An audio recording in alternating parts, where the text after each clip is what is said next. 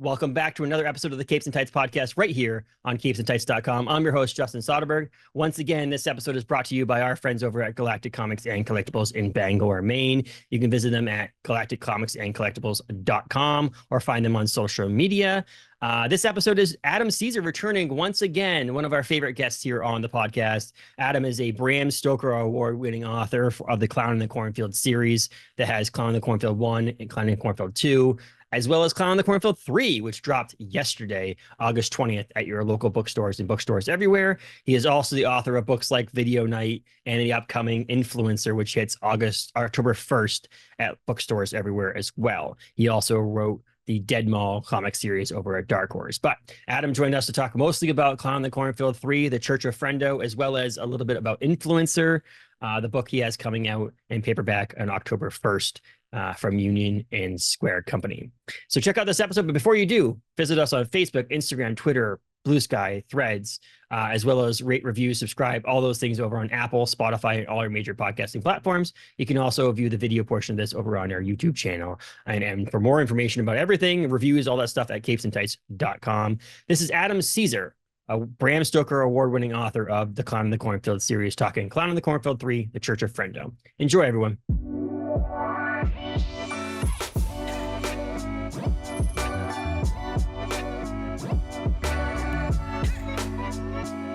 Welcome back to the podcast, Adam. How are you today?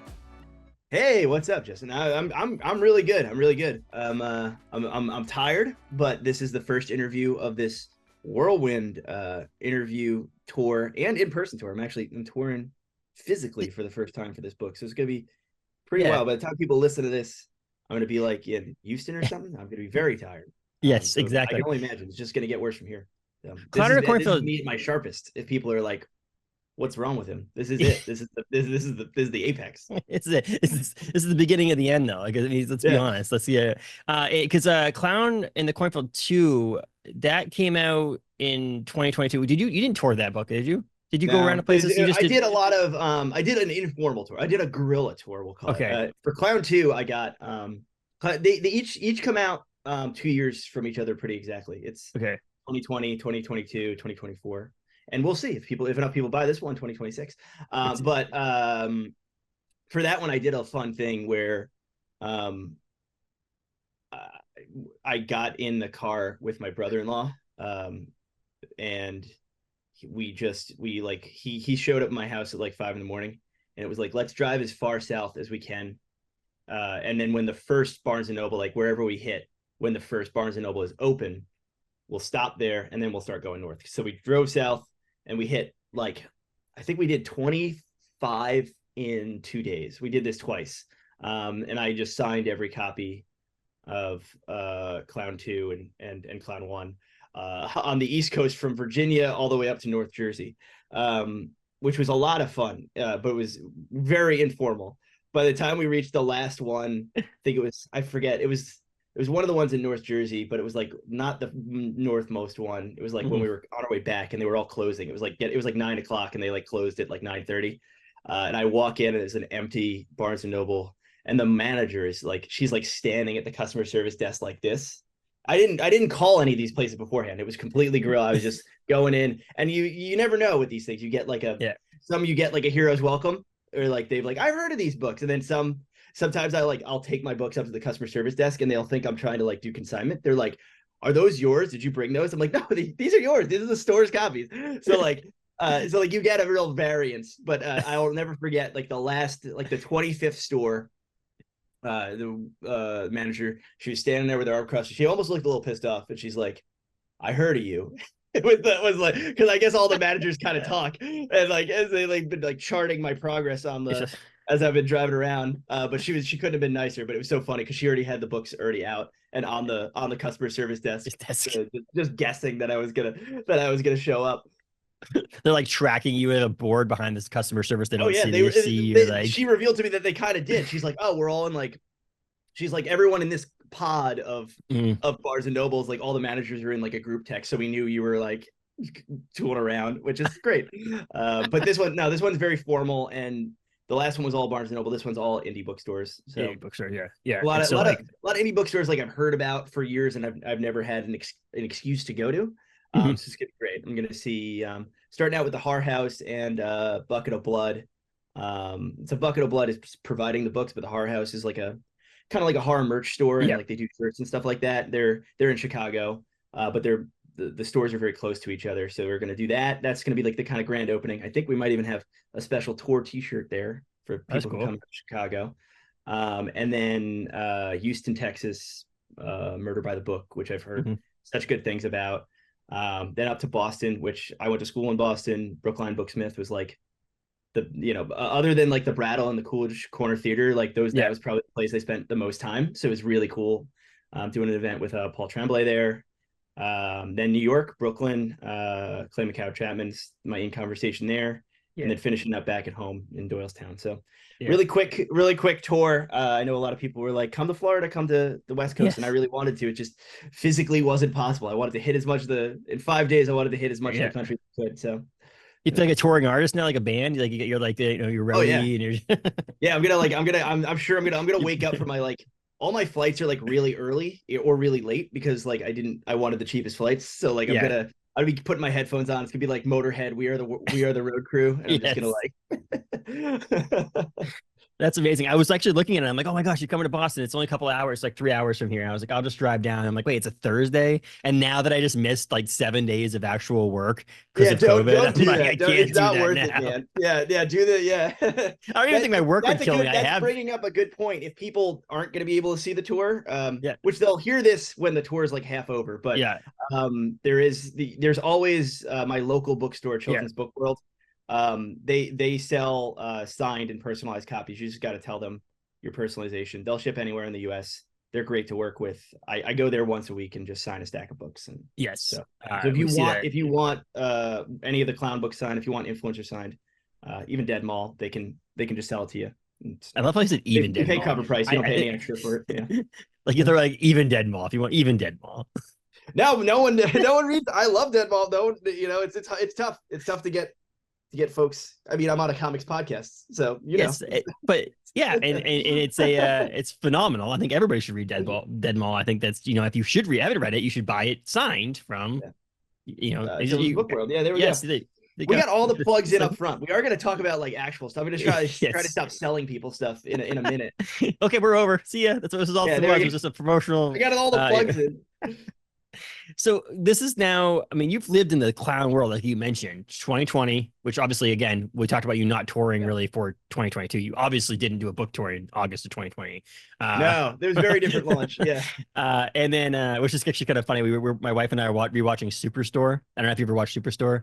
I didn't, but no. it's if anybody's ever worked in retail, this is the funniest shows because of the fact that it's like a fake Walmart and all the like even the craziest stuff that's ever happened in a retail store, they do a gag on it on this thing. Like they'll be walking down the aisle where like there's toilets, for sale, and there's just a guy sitting on one of them going to the bathroom, and it's like the things that you go, that doesn't happen, and someone's actually probably done in a retail store. I'm sure. But the last season happened during COVID, they actually said, okay, well, retail stores did this, the masks, the everything, and so they did a whole gag the entire season on it being during the pandemic, so people wearing masks, all that stuff. And she's like, "Oh, look at this laser, what's it called? Laser tag place is opening back up now." And she goes, "Wow, I know they had a fire there like a year ago, but it took them a long time to open back up." And the guy at the register goes, "Plus COVID, like it's not just that thing." It's like the same thing. So yeah, there's pandemics that happened and things got delayed, but now you're actually being able to actually go into places is really cool. But my point of this is that 2020, 2022, now 2024. So you've lived in this, like, plus you wrote Clown on the Cornfield 1. So it's been, you've been living in this. There was a longer gestation period in that other side. So I mean, it's probably like 6 years living in Kettle Springs in a way.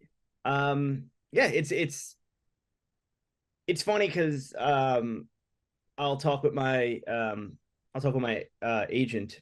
Not so much my editor, but like I'll talk with my agent and he'll be like, I want to continue the clown books because like a lot of my messaging around 3 is even Harper's like they're calling it a trilogy, and I'm like, don't call it a trilogy because trilogy like there's some storylines end in book 3, but I still want to keep doing them because that's kind of, to me, that's the pleasure in some ways of the slasher. of the slasher franchise is kind of pushing it in different directions and seeing how much elasticity whatever conceit you have like can go. And I don't think we're done. Or I don't think I've run out of energy with 3. So like I'll be talking to my agent, and he's a very nice guy, but he's an agent. So he's just like, how many of you really think you could do? Like he'll like say stuff like that, and I'm like, hey man, just keep like let's just keep like trying to get them interested in it, because like I can keep going. Like you don't have to ask that. Like I can keep going. So I really do. I like living in the world, and it's so funny how I became like a serious guy. I mean, I was writing books for 10 years before the first Clown in the Cornfield, and the first Clown in the Cornfield wasn't intended to have sequels. So this idea of falling so in love with the characters and falling so in love with the world and falling so in love with the format of the slasher and being like, I could write these forever is such a new thing to me. And it gives such interesting challenges, so much different than writing a standalone book. The fact that I have like multiple documents anytime I'm drafting one, like when I was drafting 3, like I had, our style sheet for 2, which has like a cast of characters and locations and places where I'm like, I'm a stickler for kind of continuity and wanting to bring things back and make it feel like a real place. So it was like, you have to be everything has to be correct. Every little thing about the timeline, like it's an alternate timeline from our timeline, and the books are a varying distance from each other within that timeline.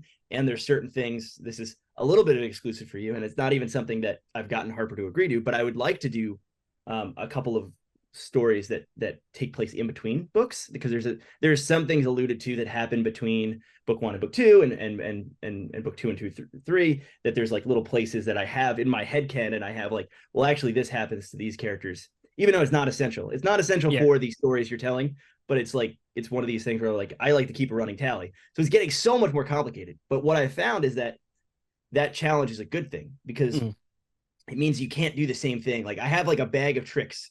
I look back at my like backlist books. I look back at like Video Night and Tribesmen and Zero Lives Remaining to an extent. And there's scenes in those books that are almost like cribbing. They're like, I know I'm good at creating a certain kind of tension and doing a certain kind of set piece like this. And I almost just like self-cannibalize, and I do a scene or a similar thing, or invert a scene. You can't really do that in a series that's meant to be read kind of in a row. So it just forces you to do different things. It's like, well, I've already done something like that, so it can't be that. What else can I do? Which is, it's really nice. It limbers you up. It like keeps you on your toes in a way. And then people are going to read 3 and be like, well, he's totally lost it. he's like, the people are going to read 3 and be like, what is he do? Like there were other places he could have gone. He didn't have to go what 3 is. And we can talk about 3 because you're one of the few few people who's read it. We were talking about this a little bit before getting on the mic, and that I was kind of being like the Hitchcock like Psycho thing, like don't spoil. You're not allowed in the theater like 10 minutes after Psycho starts. A little like that. I like that showmanship, but I also think it's kind of essential to fully enjoy Clown 3. I didn't want too many review copies floating around, because I didn't want people who had paid their money for the book. It's a $20 hardcover. I wanted people who paid their money and got it day one to have a fresh, surprising experience. I didn't want like them to have lived it 10 times in Goodreads reviews, if that makes sense. Yes.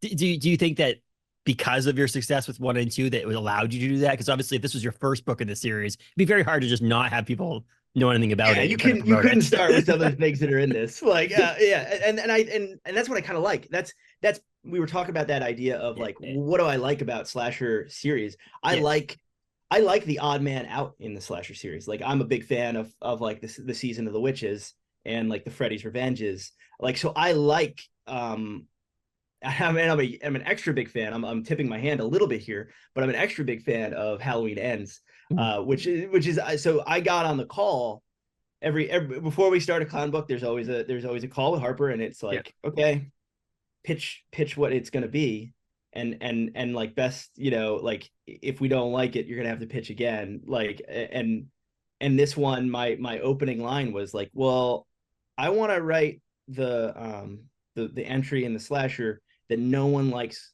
when it first comes out, but it takes 15 years and then everyone loves it. Like look at Season of the Witch. It's one of the it's probably like the top, it's probably the next to the original, it's probably the most liked, the most talked about, the most memed Halloween movie. And then like I saw them just like start putting their head in their hands, and I was like, wait, but it won't take 15 years. It'll just take to the end of the book. That's what I like. I was like, I want to do the weirdo one, but I don't want it to have to take 15 years for everyone to like it. I want them to come around to it by the end of the book. And I think that's, there's, the book focuses on Quinn Maybrook. I think that's not too much of a spoiler to say. And it picks up directly from the end of 2. 2 ends with, this is slight spoilers for the second book, so if you haven't read it, 2 ends with a scene that kind of teases what 3 is going to be. And I didn't want to cheat. I didn't want to not give people the resolution of what that scene is, but I didn't want to give them exactly what they think that scene is. Like I think there's a very big you see it all the time in TV writing. It's not so much in movies. You see it all the time in TV writing, this idea of like, listen to the fans, give fans what they want. And then like you get this point where like Twitter is like writing the last seasons of like a lot of TV shows. And I hate when that happens, because it never actually feels like the show. It always feels like some kind of weird fan fiction-y riff of the show. And not that these are TV, but they are. I'm a human being. I go on the internet. I see what people are saying about the books, and I see what people, would express likes and dislikes. And I don't ever want those to influence me to the point where I'm not telling the stories I want to tell. So that my pitch for this book is that idea of like, you get what you think you're going to get at the end of 2, but you don't get it in the way you think you're going to get it. That was kind of a key inspiration for the book. And there's a ton of subplots in this book, and there's a ton of things that aren't with Quinn Maybrook, but for the Quinn storyline, it was like, okay, this is going to be some kind of revenge story. And what are my favorite revenge stories? My favorite revenge stories aren't the prototypical ones. They're not Death Wish. They're not. I even though I love all kinds of revenge movies. But they are the ones that are a little bit more out there and a little bit more like Sympathy for Lady Vengeance and like within even the Park Chan-wook movies, it's like Old Boy isn't my favorite one. Like Mr. Vengeance is probably my favorite one. So it's like that idea. Like let's do something a little bit more akin to that. And then there's a lot of influences in this book. There's a lot of like weirdo hodgepodge digressions and interesting characters that show up, because it's kind of it's a road trip novel. So it's like it's what I love about those movies, is that you can have almost episodic interactions with different slices of America and different people from different walks of life. And that's kind of what this book is about, but it's also about people in clown masks cutting heads off. Like it's how do you do both? How do you give people what they want and what it says, and feel like you're giving a product that's not disingenuous, but how do you also do something that is new and feels fresh and doesn't feel like you're just playing the hits? Well, I've always been this is obviously TV and movies versus books, but I've always felt like I've loved the Halloween series. I've loved those kind of horror movies. However, I do feel like at the beginning, Halloween 1, Halloween 2, those kind of things are believable. And then when it gets to Halloween 17, like when you get to a point, then it starts to become supernatural, way more supernatural than it was probably intended to in the first place. You get this like, okay, how many times can Michael Myers almost die? Or how many times can he live in this one town before getting caught and breaking out? And why I love the show Prison Break when it was on Fox. I love season 1, and then season 2 made sense. How many times can they get out of prison? How many times can you let this person break out of prison? And so I think that there is something to be said about like with Season of the Witch and so on, where it's like, tell a story. The benefit of this one is that where Season of the Witch is different in a sense that it didn't have anything to do with, right? Yeah. It's a completely different story. Whereas this book, at least Quinn is in the book. Like it's one of those things that's like you're deviating somewhat, but you still have that your Laurie Strode or even your Michael Myers kind of thing in this book. But it's different. That makes sense. And I used that maybe a little too much when I was building buzz, like the idea of Season of the Witch. And I think people took it to mean like anthology. I think people took it to mean like, oh, it's not.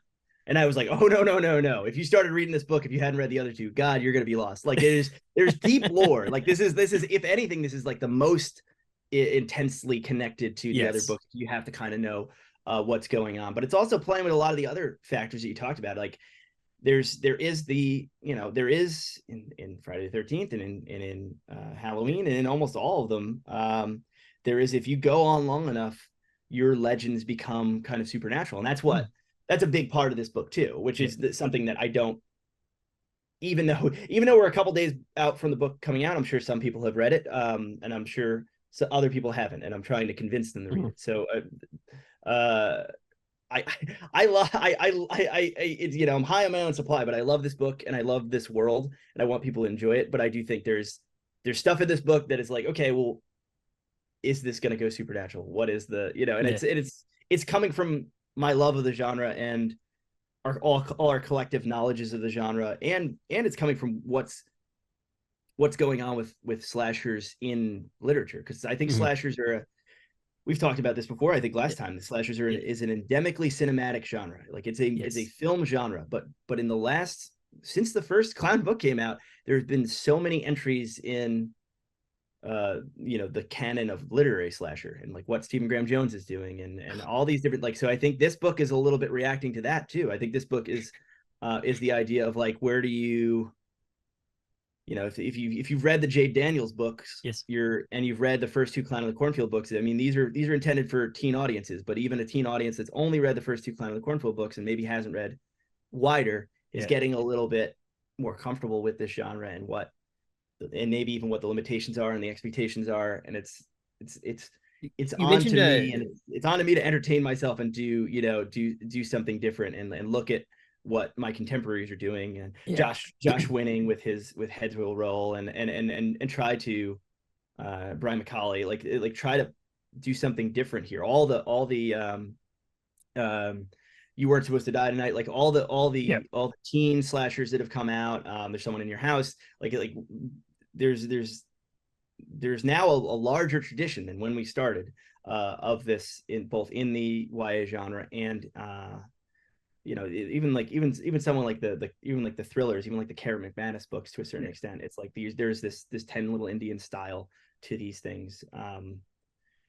So it's just, things got to get souped up a little bit for for there to be a Clown of the Cornfield 3. Things gotta there's even a cinematic clown slasher. There's even Art the Clown. There's these things have to get not so much reference, because these aren't referential books. These aren't meta books at all. But they have to enter the stew, and they have to enter my subconscious a little bit, and I have to reckon with them as I'm writing these teen slashers that I want to be accessible to a teen audience. You gave me goosebumps a little bit. Every time I hear Stephen Graham Jones and you talk about Jay Daniels, I get goosebumps. It's just one of those things that's like, Stephen has done an absolutely phenomenal job with the slasher stories, and I Was a Teenage Slasher was actually phenomenal as well. This year came out.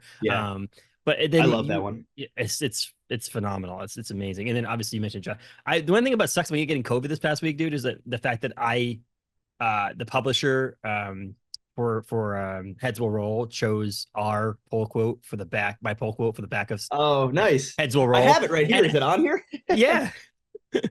Oh yeah, look at that. Caves and Dice. Look at that.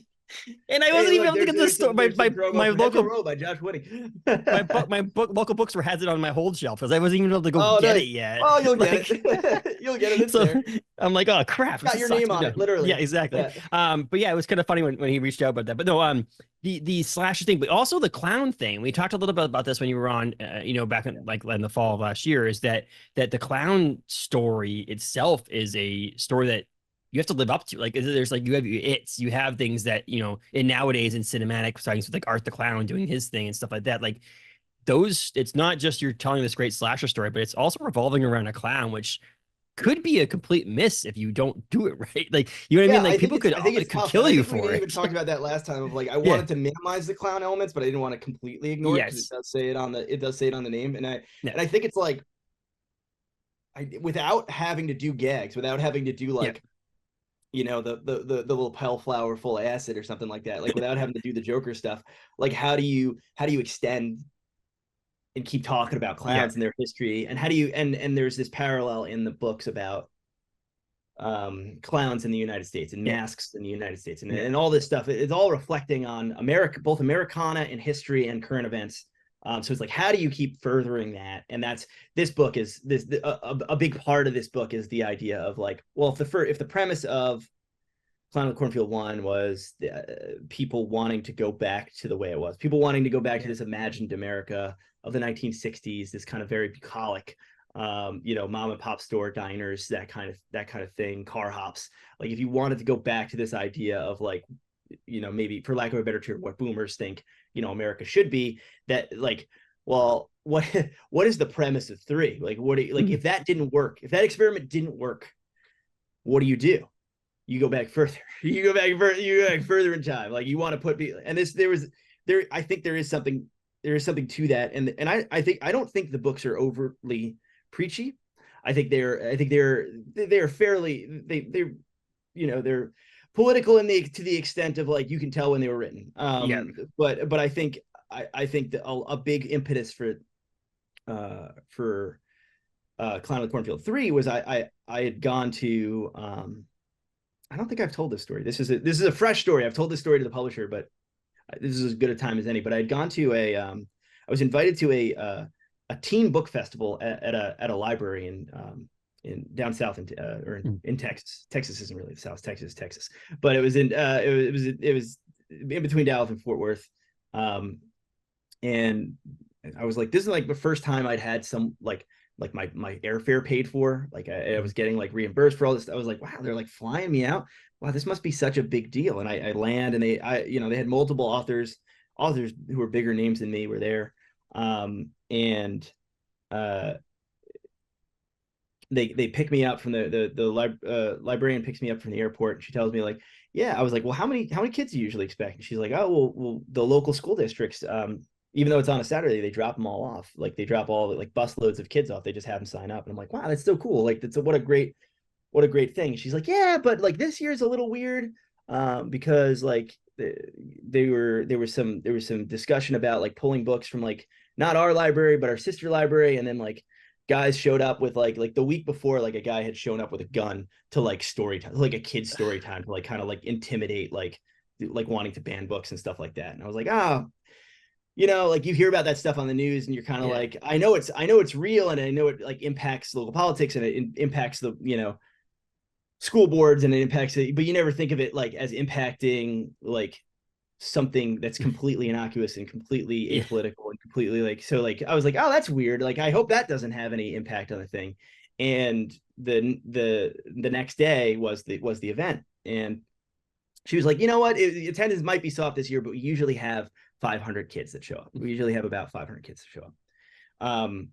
The next day, no bus. All the sending districts didn't want to sit, because they were like, well, it's dangerous. Like if people are going to show up with guns, we can't do it. So it's like, it was so sad. It was like one of the weirdest, saddest moments. Like, because they flew me in. They had stacks of books for all the authors, and like it was just the kids. Like it was great to talk to the kids who came, but it was like maybe 25 kids for the whole event. That was supposed to be 500, because it was the kids that were really insistent that their parents take them. All the kids that were counting on the schools to bring them didn't go.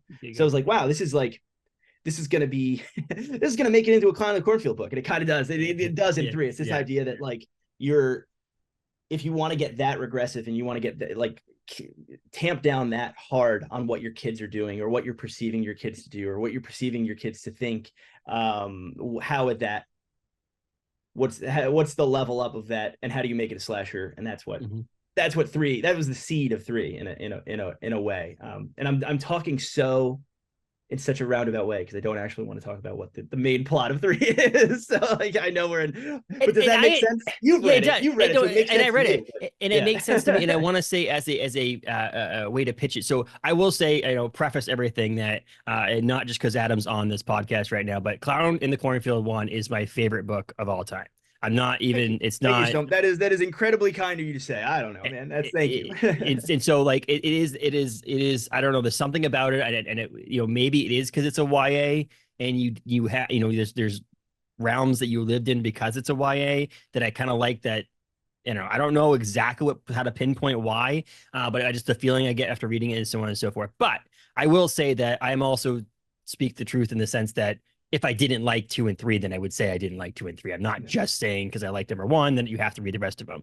There's a lot of things out there that number one is really good and everything else sucks. There is just it's truth. There's a couple things out there that number two is good and everything else sucks. But but yeah, so saying that is that I truthfully believe why you're beating around the bush a little bit. Like I understand why you're going there. And I will say that as someone else, this is not just Adam saying this is me saying this, because there's reasons why I can understand you're beating around the bush. I do think that coming into something fresh, I mean, the number of times that it'd be like watching a sporting event knowing the score. And I think that there's a reason why that Adam's doing this, and I believe in it. But it still has, if you like Clown in the Cornfield 1 and you like number 2, there's no reason why you shouldn't like number 3. This is not like there's things that you're gonna like about it. I'm trying to be a little circumspect in like what the plot is. It's not like I'm like, I didn't write a buildings roman. I didn't write like it is a buildings roman in a way, but it's like I didn't write a Merchant and Ivory story. They're not like they're not like, it's not a completely, this isn't Downton Abbey. Like it's still Clown in the Cornfield. I'm just being a little circumspect in how I talk about the plot. Yes, because I don't want people to ruin it. And there's that idea of like, the thing we can talk about is we can talk about kind of the title and the main like ideas behind it. It's called The Church of Frendo. Mm-hmm. And I think already people got a little leery when you see that cover. And because that was my first pitch for the cover, and I was like, well, there's no way they'll do this.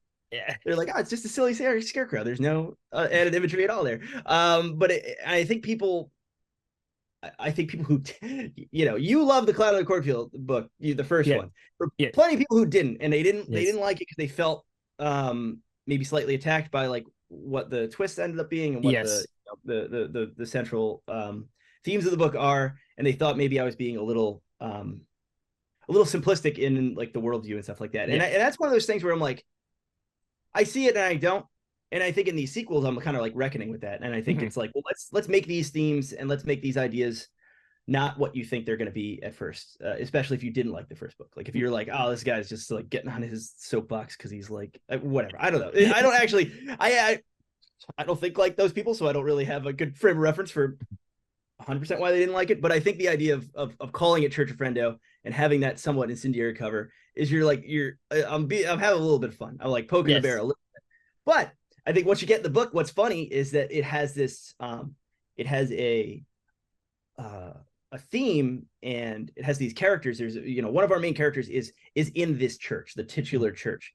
And she is not, it's not a joke. She is not treated. She is not talked down to. She is a person of faith. And I take her faith very seriously. And I think this idea of, like, I'm not making it like, it's not like a joke. I'm not like taking swings at like televangelists. I'm not taking swings at like Joel Osteen and stuff like that. I'm taking the idea of religious faith very seriously, and also leaving the door open for the idea of, if you're not a person of faith, and if you don't have a religious background, you probably have something in your life that you feel that strongly about. You have something that is your church. There's this whole theme in the book of everyone has a different church, and as Quinn's going through her journey, she's meeting all these people. There are juggalos in the book, which is the first time that I'm publicly acknowledging that there are juggalo characters in the book. To them, the Gathering is their church. There are wrestlers in the book. There are pro wrestlers in the book, and this is their idea that the squared circle is their church. There's this theme of being open to the idea of not only faith but worship in a broader sense. And people will hear this from me, and having read the first one, and will not think that is where I'm going to be coming from when I talk about this stuff. So I want to kind of set people at ease who see that cover and are already recoiling because maybe they don't see politically eye to eye with me and things like that. The book is not a hit piece on church. If anything, it's it is an exploration of faith and what it means to be a person of strong moral character and having a background in faith. Well, I actually was surprised in a sense that, like, obviously this is not exactly what the book is about, right? But the name Church of Frendo, I was actually surprised that that I know of been done as much. The idea of having a slasher worship, you know, like even the ideas of who the slasher, the killer is, the morals, the beliefs, all that stuff of why that person does what they do. Like there isn't a Church of Michael Myers book, you know, like there hasn't been That's the thing. They've flirted with it too. They flirted with it in like Italian stuff with the Jason books, yeah. and in 5 there's this idea of like the cult of Thorn, and there is this, Yes. there is this like paganistic way of looking at some of the slasher lore, which we had the one discussion we had, which was like, I got a little bit of pushback from Harper, was like, does it have to be church? Can it be the cult of Frendo? And I was like, no, because we already have a cult. We already have Michael's already got the Yeah. cult of Thor. Like, I don't want to do cult. It's church. Like, let's call it. So that, and that was like, it wasn't even an argument. It was just them saying, do we have to use the word church? And I was like, I don't want to use the word cult. Let's use the word church. Yeah. And then that was to their credit. They let me have a little bit of creative leeway there to just be like, no, I think the book should be called Church. Yeah. It surprised me in the sense that I liked it as like a next step in the evolution of these characters. And I think that again, back to the whole, if you just stayed in one town, did one theme, okay, cool, Frendo comes a lot, the whole thing from number one. And then if you just did that again, it happens again, and then it happens again, and it happens again. It's like, would I read those books? 100%, because I like what we live in. It's the same thing I have a problem with, or people have a problem with and I feel similar to, is in adaptations. So like if someone takes an adaptation into a film, or I guess like in the comic book world, if you take an adaptation of a comic book character, put them on in the Marvel Cinematic Universe, for example, and they change some things up and change the storyline. I'm like, well, I want the character on the big screen. I want the idea of the character on the big screen, but it doesn't have to be word for word, speech bubble for speech bubble from the comic books, because I want something new. I want something different. I want to be able to live in the world of these characters, but have something to surprise me, something to keep me going. If you just retold Clown the Cornfield 1 again, in a third rendition, it would just be like, oh, cool, I get to live in this world again. But in the same sense, how much meat is there? And I feel like that's what's cool about the progression you've done with 1, 2, and 3, is that it gives me something new, something fresh, something that I can, experience Quinn Maybrook. I can experience some of the themes and Frendo and all that stuff over again, but twist it up a little bit to make it so that it's new and fresh and unique. I appreciate that, and it's partly because I want them to be different and new and fresh, but it's a little bit selfish too, because these things take me a year. Like, I don't just like I don't bang these out in a month. Like they take like, there's like rounds of notes and rounds of revisions, and there's like a lot of phone calls and stuff like that, because it's like, I think really hard about this stuff, like we were talking about with just even general like continuity and like and not wanting to repeat like character beats and set pieces. It's more than that. It's that idea of like, I have to justify to myself and entertain myself, because I'm very lazy too. I have to be excited about the work, or it's not going to get done. That's the idea of like it needs to feel vital to me, and it needs to feel good in order to get me to sit my ass down and do it. Like so like there is a certain amount of like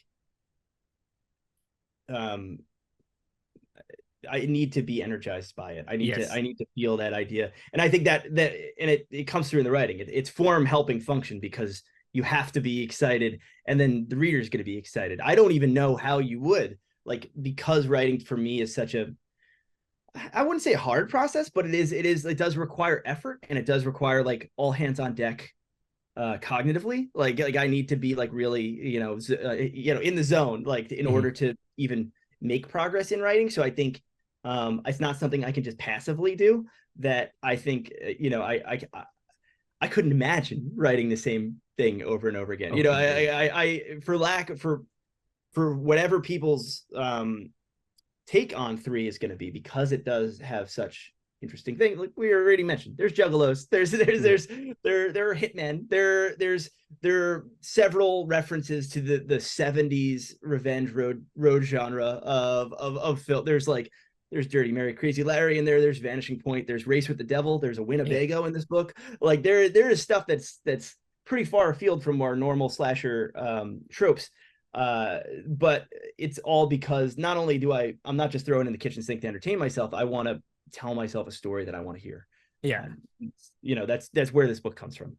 Well, I think that it's hard enough living in the same world with the same characters and things like that to change it up. But like, next week actually on the podcast is Daniel Krauss returns to talk nice. about Pay the Piper, and he was just talking about it. Like every one of his books now is becoming a different genre. It's in a different genre because he's like, I just need to twist things up a little bit. I don't want to just sit in the horror genre. I just don't want to sit in sci-fi and so on and so forth.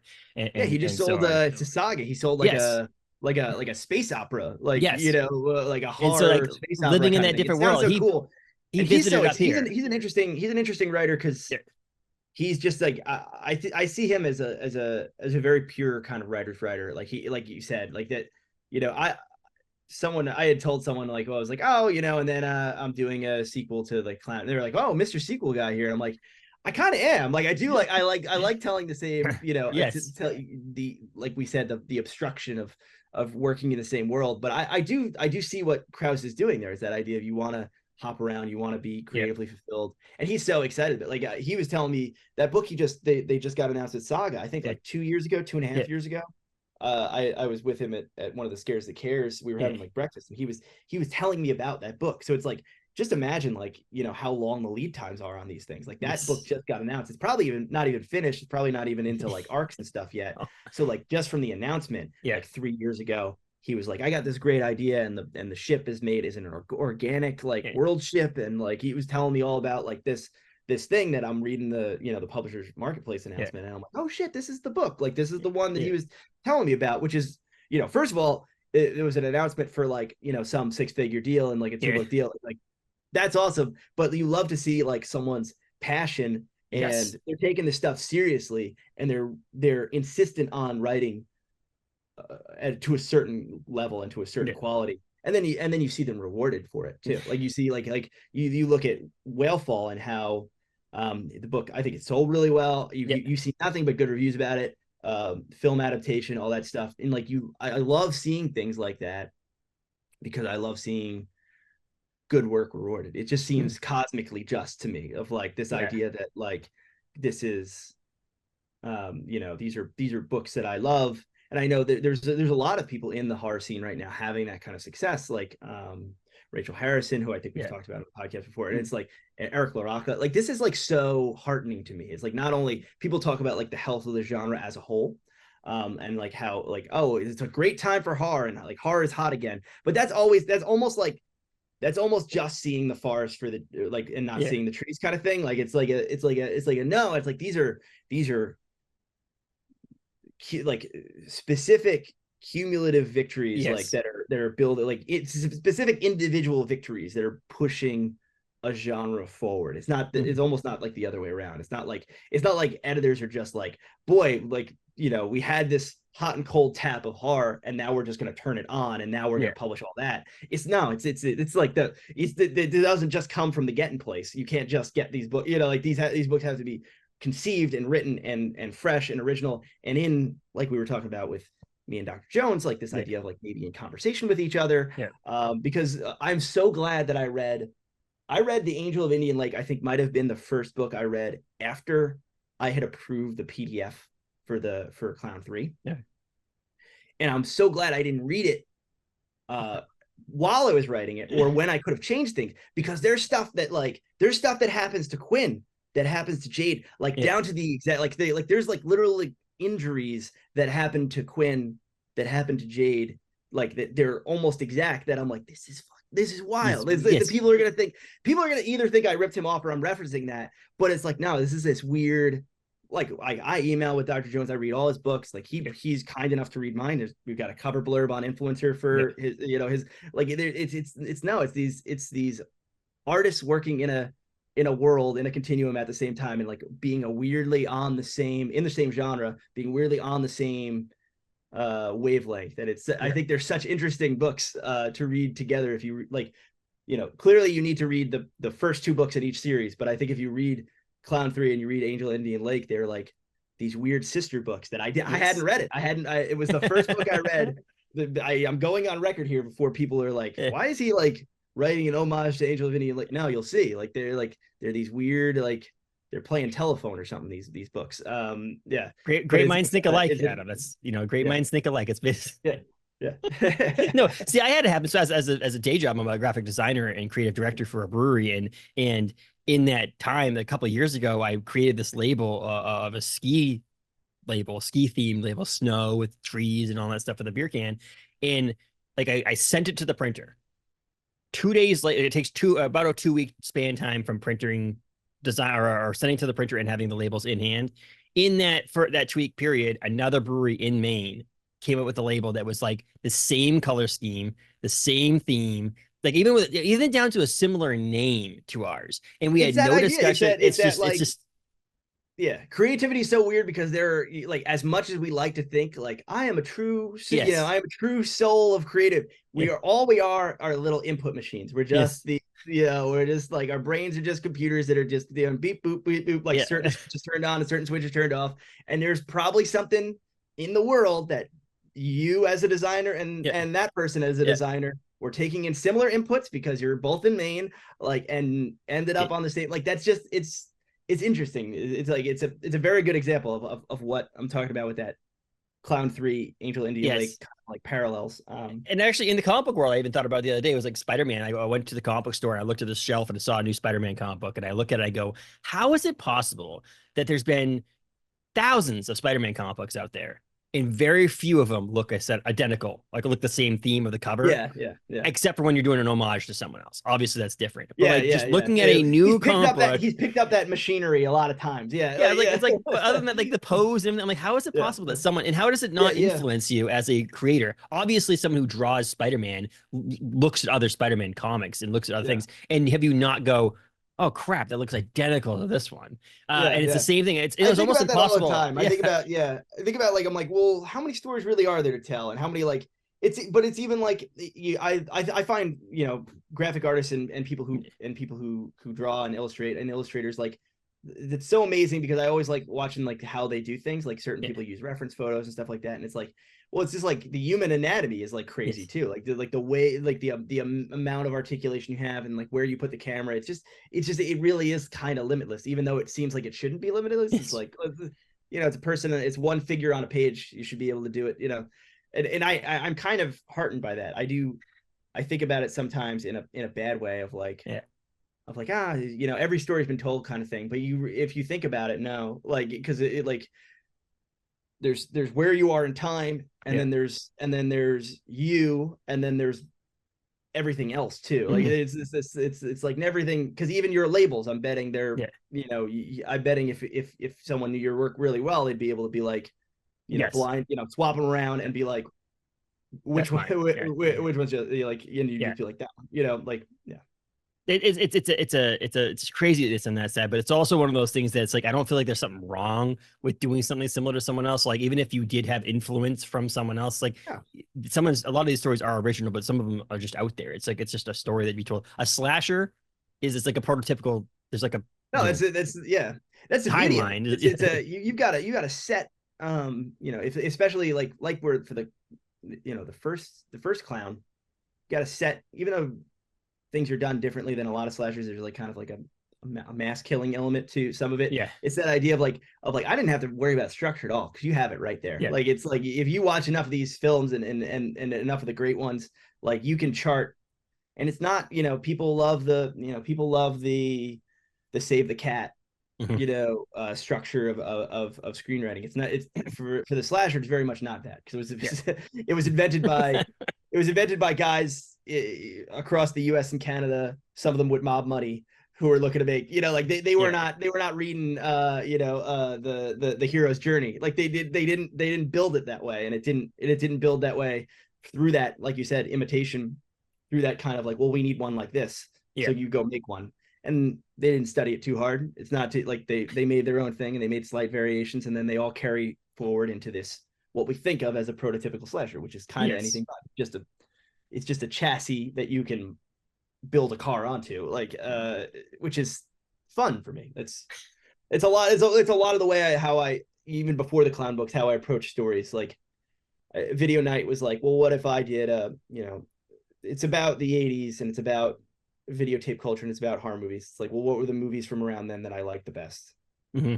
And it's Frank Henenlotter movies, and David Cronenberg movies, and Fred Decker movies, like Night of the Creeps. It's like that idea. It's like, well, let's put them all in a blender. What are the things I like about them? What are the things that I would do differently? What are the things that speak to me? And let's do my version of that. And that's how I approach pretty much every book before Clown, and in some ways every book after. Influencer is the one that's not really like that.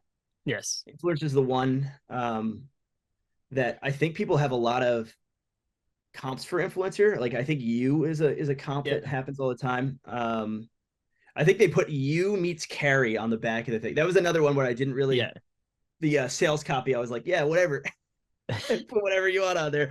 There's no supernatural element. There's no real Carrie in it. No. But we'll take it. It's weird. And some of those I don't ever believe. Like some of those, it's kind of like, okay, I can see that. I can understand what you're saying on that. But like, no, that's pretty funny.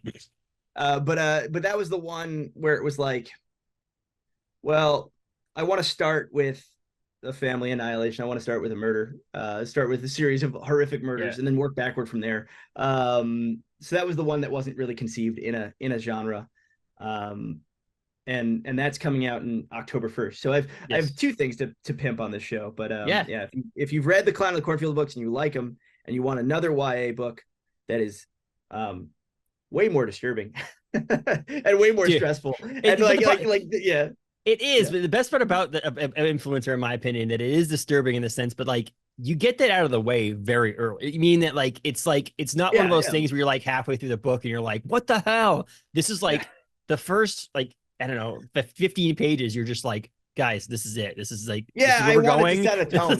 We're setting a tone in the first 15 pages. It's a little bit of a, it's something you steal from movies too. It's that idea of like of an opening of a cold open, like you're thrown right into it, and it's this idea of like, well, you're gonna see basically like The Strangers or Funny Games. You're gonna see it in miniature. You're gonna see it in that first 15 pages.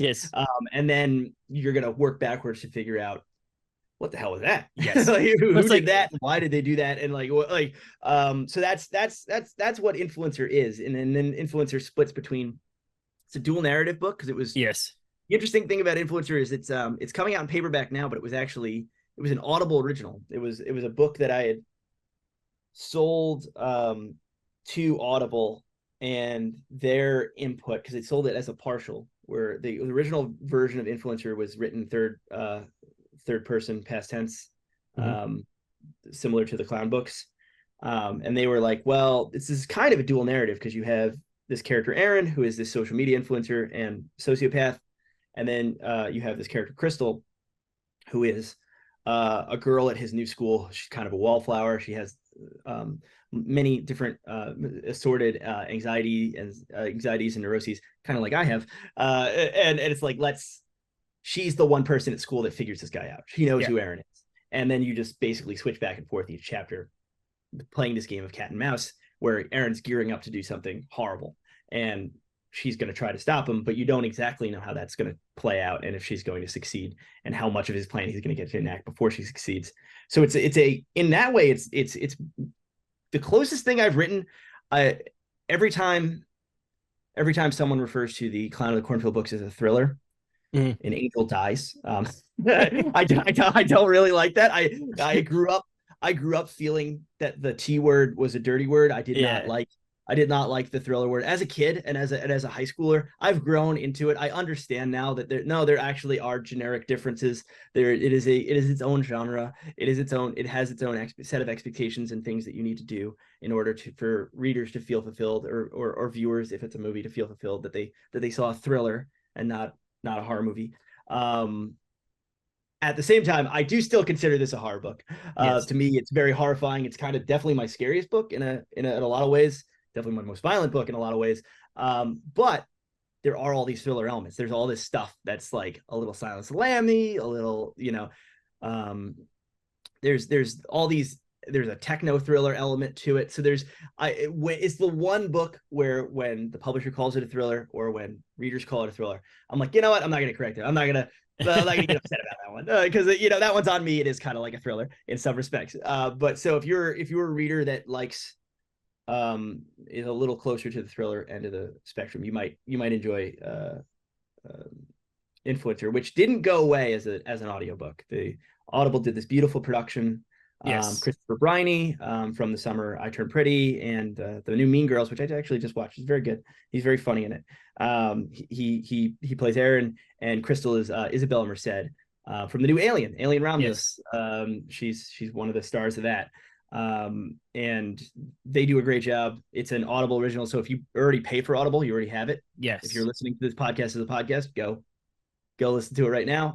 But this is the paperback edition, and I wanted to do something special because I know how collectors are, and I know how it's like the idea of this not existing in the physical world kind of rubbed me the wrong way. So I was very much a proponent of like, okay, so it can be an Audible original, but can we, at a certain point, can that exclusivity window be over? Can we release it as a book? Because I wanted to write it. I wasn't writing it as a teleplay or as a radio play. I was writing it as a book with a capital B. So this is the definitive edition because it puts some stuff back in that would have been really hard to do on audio. There are chat logs in the book that are you don't get to hear in the audio version, that are basically how Aaron does what Aaron does to a certain extent. So those are reproduced in the Influencer paperback. So if you've already listened to it and you want a little bonus, those are there. If you want to double dip, because that's a very hard thing to do, is that I own freaking 50 copies of The Evil Dead, and they're all different and they're all beautiful, like little snowflakes. I'm a hybrid reader, Adam. Most of the time, other than advanced copies of things, like it's most of the time I'm a hybrid reader. So I'm like reading on the way to work in the morning in the office. I'm listening to the audiobook. I've end a chapter and then I go pick up the physical novel or whatever and I read the physical thing. So it is one of those things when it came out on audiobook only, I'm like, okay, whatever. This is what it is. But having the physical one, and also I am a collector in that sense. I'm a designer, so I like the cover art too. So the cover art's phenomenal for the paperback as well. And so I'm glad, in my sense, I'm glad it's different than the audiobook in that sense, just because it's something different and fresh. A tiny bit different. Yeah, it's a tiny bit different. There's nothing. There were discussions like with the editor, like, oh, well, what if we kill this character that survives? Yeah.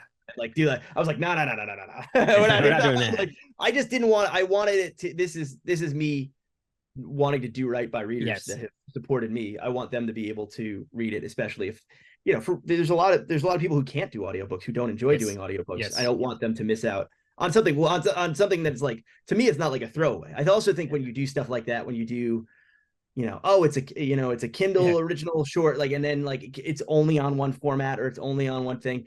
To me, it feels, when I'm a fan of someone, even if I love their work, I start to consider that inessential or like a lesser, maybe that's a lesser attempt, even though the author probably doesn't feel that way. I start, as a collector and someone, like, I start coloring it that way. And I think the one of the big impetus of getting Influencer out with Union Square Books was the idea of like, no, we want this to be a very deluxe, treat it like it's its own launch, treat it like it's its own thing, because I work very hard on it. I work just as hard as I work on the clown books. I want it to feel, and I think it's, in a lot of ways, I think it's my best book, because I know, like, if you were to like gun to my head to ask me my favorite of my books, I'd probably say Clown 3 or Clown 2.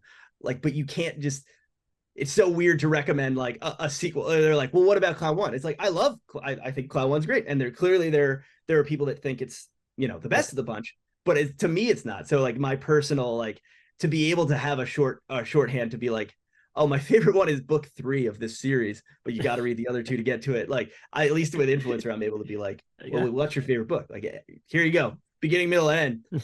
By the time we're done, we're very done. Like an Influencer, it also loops in, like with Influencer, it loops in independent bookstores too, which is one of those things that's not like negative. In my opinion, it's not negative to have an Audible original. That's an awesome thing. I mean, obviously, if this is the only thing, if this is like where you were, it's the only thing you had out there was this on Audible originals, it would kind of suck for you both multiple reasons. One, if you go to a book horror conventions and things like that, you don't have anything like, what are you handing out, like little promo cards? I've done that before. I've had digital books before. I had the book Mercy House came out as a digital only with Random House, and it's still such a bummer that I can't be like, like you said, I was handing out ones with like, it was even before QR codes. I had little like, go to this website to get like, like it was such a pain. You're standing there at a convention and telling someone about a book, but you can't sell it to them. No. I think that's a big part of it, because I do a lot of conventions and I do a lot of bookstore appearances, and I want to be able to hard sell someone and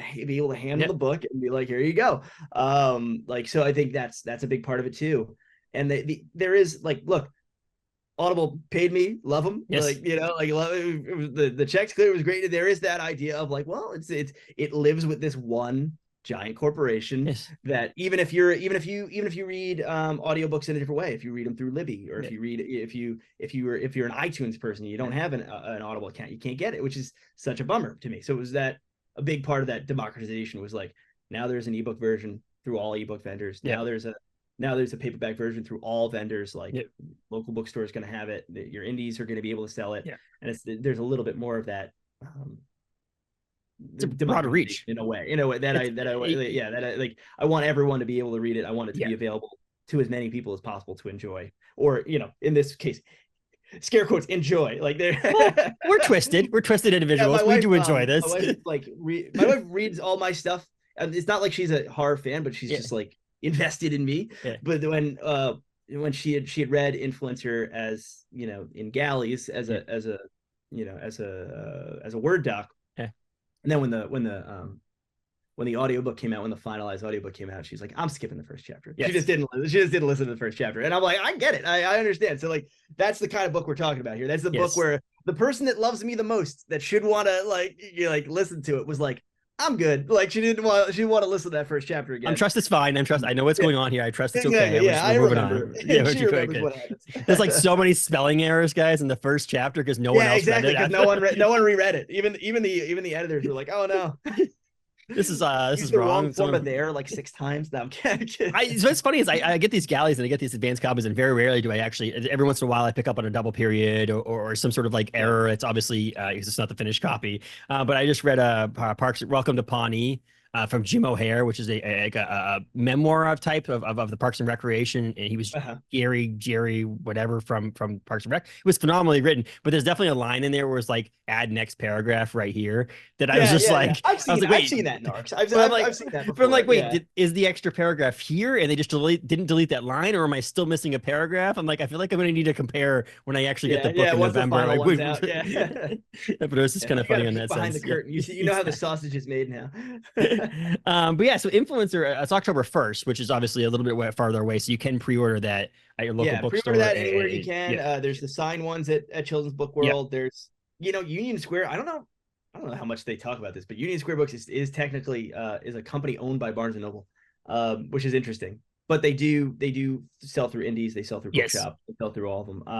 But I find it so interesting that there's like split custody of this book. It's like what Amazon owns half, and Barnes and Noble is putting out the other half, or I guess not owns, but like distributed exclusively through Amazon, and distributed exclusively through Barnes and Noble. It's like they're fighting. It's like the War of the Roses over here.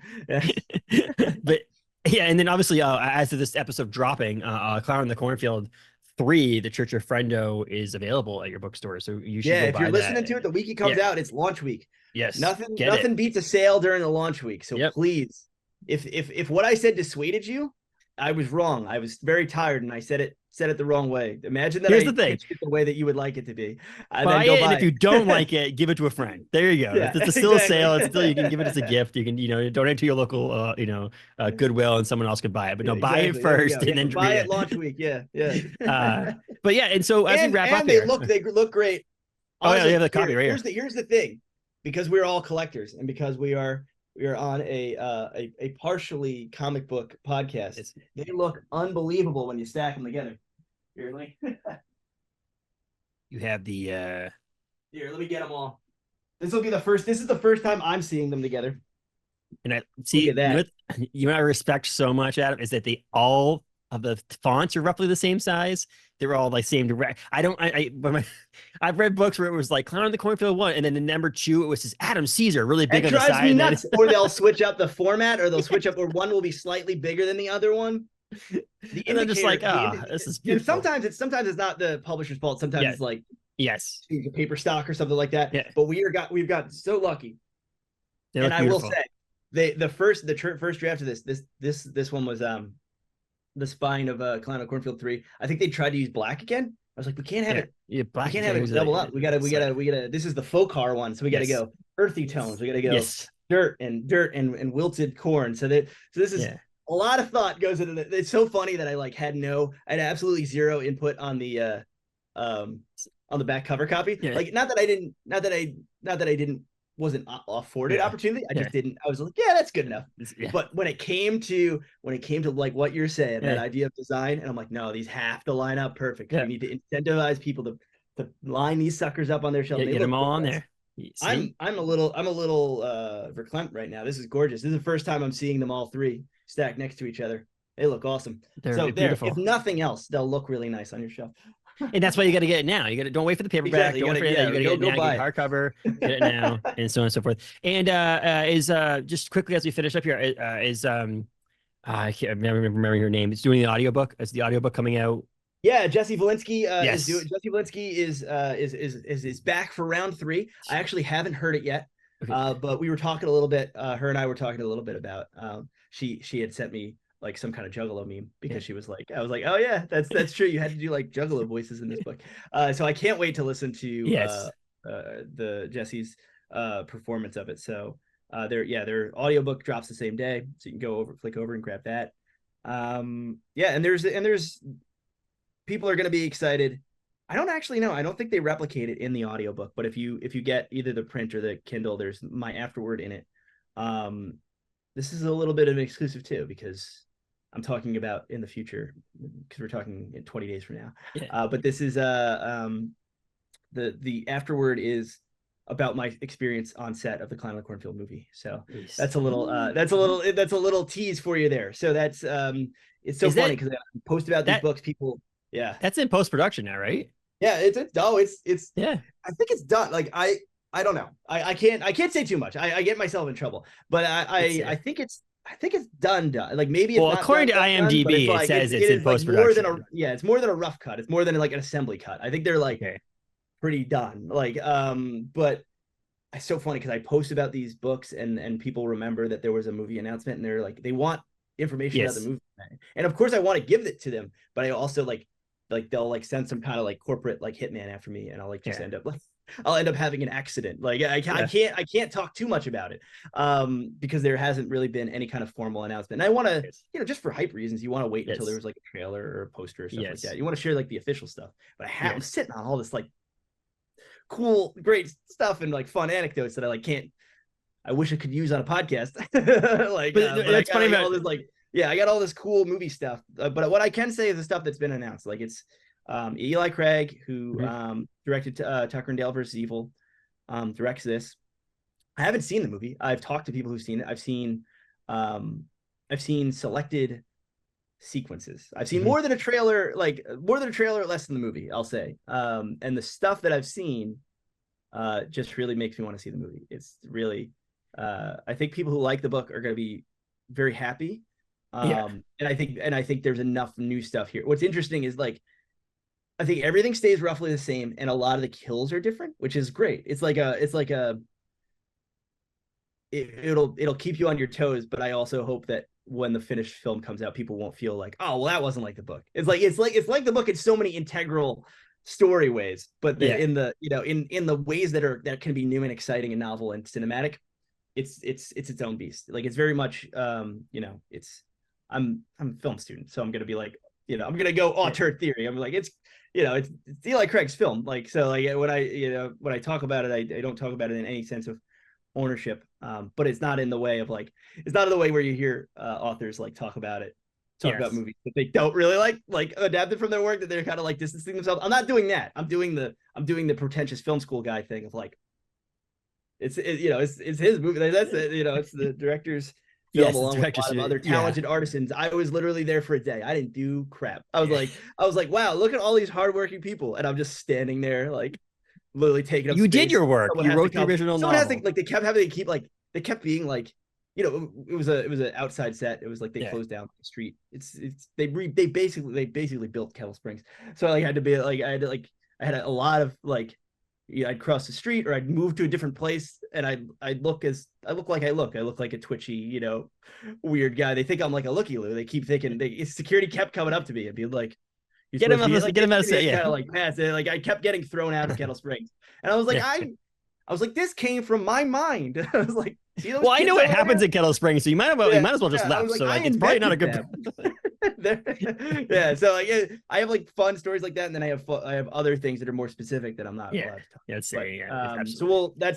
we'll leave it at that as a little tease of what if you pick up the book you could read more than Yes. has been announced about the movie. That's awesome. And I'm excited to see Will Sasso. Will Sasso is awesome. I love seeing him as an actor. I And know also, that that's on IMDb. I don't even know. I can't even yeah, we you can't haven't even really say talked anything. about the cast publicly. I Yeah. know I think But I will everyone's say there's more people. I'll say there's more actors in it that in are it, on then, IMDb. yeah. What's interesting is there are more actors in it that are on IMDb, but I think when you make a movie and you kind of it's a lot of like people's like reps and their managers and Yes. stuff like that hook up their IMDb, and you can't really like no one's gonna stop them from doing it. So Yes, it's like we yes. haven't really announced, like there's been no trailer, haven't really announced in the movie who's in the movie, but I'll say there's more people than there are currently on IMDb, but everything that's on IMDb is correct. Yes. And I won't say anything else if you about want that. if you want a little scoop, you can go do that. Yeah. And Will Sasso, oh God, I got such a have me back on the podcast for hopefully there's going to be if enough people buy it this week, hopefully there'll be a Clown on the Cornfield 4. You can have me on the podcast for that and ask me a funny Will Sasso story. It's also funny, but also kind of depressing because I'm such a nerd. So it's like, and I was saying, we can check that out yourself, people on IMDb, but like who they have as Quinn also did not make me think it doesn't look like Quinn. Not saying that that's what I had in my mind of Quinn, but when the casting was done well, in my opinion, because I do feel like it doesn't not look like Quinn. It's an interesting choice. Yes. I'm very excited to see the film and her, which I am too. I'll tell you right now, Adam. My daughter's name is Riley Quinn, and there is a connection there. I won't say that it's named after Quinn Maybrook, but I will say that the name reading Quinn in a book put the name in my head, and that's my wife and I talked about naming my daughter. That's very nice. Like I said, I hate to credit for that one though. That one's named after. Well, I'm a comic book fan, and my son's name is Nova, and it literally has nothing to do with Nova the character. It's just a name that stuck in my head, and I was like, "Let's do this. Let's do Nova." Da, da, da. So now I have like 1,000 Nova comic books and signed comics and all this stuff because of it. But it wasn't like I named him after Nova. And same thing, I didn't name him Quinn after Quinn. But like, it's in the mind. It's in the ether. It's got exactly. That's how the mind works. That's great. Exactly. That's great to hear. So nice. Quinn. So she won't be watching it anytime soon or reading the books anytime soon, but one of these days I'll have to. Hey, that's the thing. It's the thing. They'll be vintage when she's, when she's older. It's gonna be like, I got first editions. I got signed first editions. Paperback. Exactly. There you go. You got her legacy there. I'll have to buy 2, right? I have to buy everything in 2 so she can have her own version of it because that's why I have Nova #1. I have 2 copies of it, one for me and one for him when he gets older. He's not allowed to touch it yet, but like when he gets older, he's 3 now. But so Clown on the Cornfield 3 is out now. Right. You can buy 1 and 2 are also still available out there. So buy all those or listen to audiobooks. People have a hard time thinking they think because they go out to the Barnes and Noble and they only have the soft covers there. If you want them all to match, the hardcovers they're on Amazon. They're on all e-tailers. They're still technically I think still in print. And you can get a nice fresh copy to match your other ones. Also, the thing about the hardcovers is that they routinely are cheaper than the paperback. So if you want them to line up, don't think that that's any kind of cost impediment. Just go buy 1 and 2 on hardcover, and they'll line up with your 3 hardcover. I get a lot of requests. People get bummed that they can't get a soft cover right away, or they can't get a paperback right away. It's out of my hands. It's not like people get like kind of angry at me, and I'm like, this is not something I know some, especially YA books do the hardcover and the paperback at the same time. I think it's just not the model Harper uses. So you just gotta wait. It's like 9 months usually for the paperback to come out, but there is a way. Which is kind of nice. It's a whole other marketing cycle. Exactly. It's another push. It's like you launch the book again kind of thing. Like they'll launch it for Christmas kind of, which I understand it, or they'll launch it for I guess next Halloween. Yeah, Halloween, Which is I understand why they do it, but know that that's not my decision. I know people are sometimes they're like, "Where's the paperback?" Or I'm like, I'm a hardcover. I don't like I'm not reading it. Myself. Maybe not going down to Kinko's. Like it's not no. like yeah. Yeah, exactly. Yeah, you're printing these all in your house, your little basement. Your kids down there, very young kid out there. We're making like, bootleg. We're making bootleg Clown in the Cornfield. It's like I'm gonna take all that profit. Well, that's what you did for influencer, right? That's why how you got the paperback is you were making like Word document prints and bringing it. No. Well, I do have. For Mercy House, I went to Kinko's and I printed it because I was like, there needs to be a physical edition of this ebook. Otherwise, like, there's gonna like once the EMP goes, it's gonna be wiped from existence. I need the. Exactly. Well, we have that, and actually, just quick anecdote before we go finish this up is that we're reading that as part of your whole year long of books. Mercy House, we'll be reading it in September. So if anybody wants to join in on us all reading it together, it's so gross. Yes, I'm excited. Really I haven't read it yet. I hope you enjoy it. I'm excited. Yeah, I'm excited to read it. I have it set to read in September. And also one last little pitch. I loved last was it Last Night at Terrace Lanes? Yeah, I loved it. It's available on Amazon Prime. Everybody, it's all glare, you can't see, but yeah.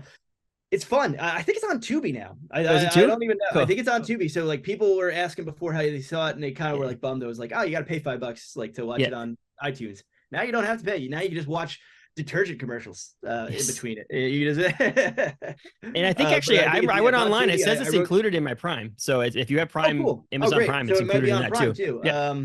Yes, it's a cult takes over a bowling alley. I love it. It was a movie born out of the fact that director Jamie Nash and I were approached by producers who basically said, we have a bowling alley. And we're like, you have a bowling alley? And they're like, yeah, but they're not going to knock the bowling alley down. And they're like, they're going to knock the bowling alley down. And they're like, yeah, can you write a movie in a week that uses this bowling alley? And we're like, write a movie. It goes on like that. It's the who's on first bit, but that's very proud of that movie. It's weird because again, I don't take ownership because it's Jamie's movie. Jamie directed it. And we've got another picture that I did with those same producers is actually playing Fright Fest in London. Right when this is like the weekend this goes up. Jill Kasbergian's The Ghost Game wrote the script for that one too. I've gotten to see both of them. Ghost Game is doing a festival tour right now. I saw it in Chattanooga when they played it there. But yeah, it's weird. The movies are weird for me because I promote my books like I promote my books because I'm like they're all me. Like I feel weird promoting the movies because I'm like I love them and I feel very proud that I'm to be involved, but it's just like they're takes a whole team. They're a team effort. They're a team effort. I was part of a very small part of a team. Another thing, kind of like the Cloud movie, where I was like, I was on set for a day at each of these, just because I was like, I wanted to be a looky-loo, and like Michael C. Williams from Blair Witch Project is in the Ghost Game, and I was like, oh, let me go down and like get a picture with him, like that kind of thing, and like you didn't walk around set being like, do you know who I am? Do you know who I am? Yeah. It's funny because Jill. They clearly, they had a better relationship because they were like shooting for 3 weeks, close quarters. Like she has a picture of like her and him like standing in the basement against the wall, like at the end of Blair Witch. And I'm like, oh man, it would have been cool to get one of those. Well, it's so funny how like if people do that. Like my buddy Paul, who owns the comic book store in my area, my local comic book shop, Charles Soule just came in randomly. Like we live in Maine. This is Bangor, Maine. Like we're in the middle of nowhere in a sense. Like we're a city and stuff like that. But like having a best-selling author, a comic book writer, just drop in. It's really crazy. And he left, and I was just coming from work, and I missed him or whatever. And I said, "Hey, did you get a picture?" He goes, "I didn't want to be that kind of guy." I'm like, "Dude, I understand that, but like you're the owner of the shop, and like, I know you're not coming back in to do that. He was all right to do it. Yeah, he was all right.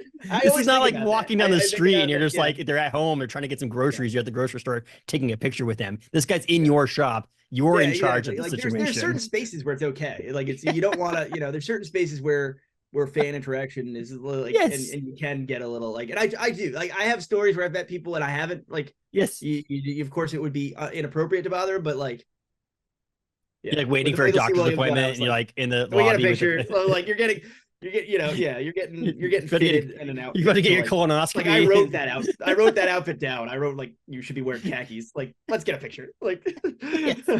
But yeah, so you got all kinds of stuff coming up here, or things that are available right now, which is amazing. Yep. We're big fans of your work. Get Dead Mall as well. Phenomenal graphic novel that's over there. One day maybe we'll do a Dead Mall sequel. I know I've talked Dark Horse like was interested and they wanted to do it. It's just like how many hours in a day do I have? So exactly. It's like one day, and it's one of those things where it can sit on the back burner for a little while. I think we can still do it. Well, I love it. I'm sure they'll like have you back, and and David's work on that is phenomenal as well. Oh, he's still so good. So check that out. He's grown from strength to strength. The new series he's on is beautiful. He's doing wonderful work. Yes. So and then you got Clown in the Cornfield 3 right now, and Influencer out in October. And we'll look for that news in the movie. We'll open for more. Yeah, news on the movie, and then I'm like going into hibernation for like a year and a half. Yes. That's so weird. It's because I got all this stuff coming out. I got like a bunch of like short stories that are publishing in like the next 2 months too. But then it's like, all right, that's it. See you later. Empty. Like, there's nothing else to publish. I just gotta like. Not like I go away. Now I go away for a while. I'll put it here though. If you have, if people buy the book and stuff, I'll tell you right now, Adam will be back on the podcast if Clown in the Cornfield 4 comes, which is we're all hoping for. That is a promise. That is a promise. It's Clown in the Cornfield 4 Season of the Frendo. Oh, it already. It's not official yet, but I have a title, and it's such a good title. It's such a good title. You mentioned the story. Exactly what it is. Yeah. You mentioned the stories in between quickly. I really want to end this, but stories in between is I just actually appreciated that you heard of Nita Prose is the mystery guest in The Maid and those books that came out over the past couple of years, and they have another one coming out next year. But they just wrote The Mistletoe Mystery, which is a short novella that came out that was just like a story to like wet people's whistles before they get to the actual novel. And those kind of things were fun. I read it. It took me like a day to read, and I read it out there. It wasn't very groundbreaking, but it was a phenomenal I want to live in this world and tell a story. If people want that, they got to tell Harper, because I've like pitched this and they've already been like, so I really do want to do it. Like, and I'm keeping these. It's funny because it's like I said, they don't go bad. I have these blanks. In between these books where I have little it's funny that you say The Mistletoe Mystery, because one of them's a Christmas story, because I don't want to dedicate a whole book to I know Terrifying Trees doing it. I don't want to do a whole Christmas. Well, that's why I think Brian McCauley's books are perfect. It seems like a long time to be like in the Christmas, especially if you're reading in the summer. You're gonna be like, I'm not feeling very Christmassy. But I have one of these little one-offs I'm talking about is with fan favorite characters during. It would take place during 2 and 3, after 2 but before 3, and it would be a Christmas story. I'd read it. There you go. You got one sale. I want to do that. Yeah. I'll email. I'll like create like 17 different email addresses. Just email Harper. There we go. People want a Rusted Coal story. Be Rusted Coal at Christmas is my pitch for one of these novellas. You're getting all kinds of exclusives out of me. Or maybe I'm just loopy and I'm just saying, like, talking myself into the grave here. But yeah, that's one of my But it's possibility people turned this off like 20 minutes ago, so it's fine. Sure. Anyway, no, so I know. I'm on YouTube. I know, like I see my completion rates. Yeah, even my TikToks. And if my TikToks get to 40 seconds, it's like, oh, I'm out. 1%, like 1% of viewers like reach that end. Like, so like it's like, I understand. We could say anything we want right now. Yeah, exactly. But yeah, I appreciate you taking your time out of the day, rescheduling. We had some, I was ill, all that stuff, and do this stuff. Yep. We're doing great here, and I appreciate it. And I'm really looking forward for other people to read Clown in the Cornfield 3, because I like talking to people about books, and I obviously can't talk to people about books right now because of it. About this one too. So you're gonna have some company soon. Yeah. So I had a paperback copy of one, and I had my hardcover, and I gave my paperback copy to a young adult, and they loved it, and I was like, okay, you can get number 2, and so on and so forth. So now I'm excited to see where they go with that too, because it'd be fun to interact with that person too. But very, very interested. I'm very excited, but also a little bit dreading. I'm excited to hear what people think. So we'll see. Hey, you get thick skin. By the time this interview airs, I'll know, and I'll be very depressed in a Houston airport motel. So you're the guy that ruined the Clown in the Cornfield series. Yeah, exactly. Like, yeah. don't hit me. Yeah, yeah. But yeah, I appreciate it. man. And you can check out, Adam has a website. You can check out stuff too. That's where you can also get links to find the books. I got everything. Social Everything media. links back to if you find me in one place, there's a little, I love Linktree. So there's like, there's like a little smorgasbord of links if you're interested in anything else. So you find me in one place, and if you don't like me there, I'm probably more entertaining somewhere else. So if you don't like them there, then you're out you might. If you don't like me on TikTok, you'll never like me anywhere. So exactly. All right, but I really appreciate it, Adam. Thank you, man. Thank you so much for taking the time.